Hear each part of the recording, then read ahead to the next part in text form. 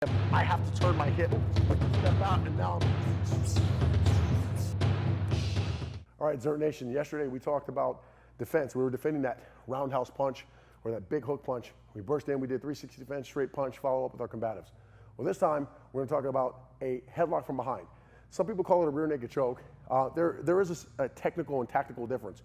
And the difference is a full rear naked choke, that's a lot more dangerous for most practitioners than a headlock from behind. However, if the person who's attacking you is really, really big, they can do just as much damage with that headlock from behind as they can with a rear naked choke. But there are some significant differences. We're going to talk about the headlock from behind and maybe break down rear naked choke later. I'll maybe do that from the ground. But right now, headlock from behind comes. And Rudy's going to come on in and show the attack. Again, I'm completely unaware of his presence behind me. I don't know that he's here. If I knew that he was here, imagine being at the ATM machine and he violates that imaginary line that's at every ATM machine. You should turn around and tell him not to violate that line. Don't let anybody stand behind you, right? Use your common sense. But if for some reason I was unaware of his presence and he is able to put that attack on, right? He puts the attack on now.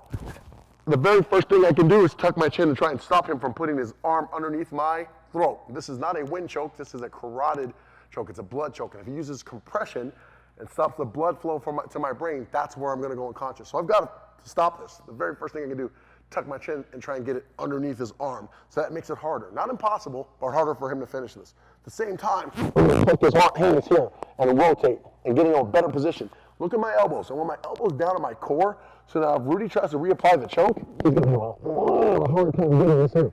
If I allow my elbows to come up here, he's going to fall over and here back, and this is the problem. You see he's working the choke right here, let it work there. I want to pluck here and stay here. Now pop is going to get his hips to go back. That's going to create space.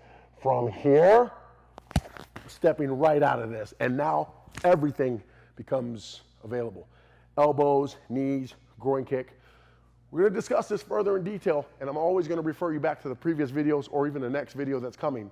We're going to talk about range of combat from a hand-to-hand perspective in the next video. But in this range, I'm in close range, so that's going to determine what weapons I use as we're coming out. Okay? See you next video.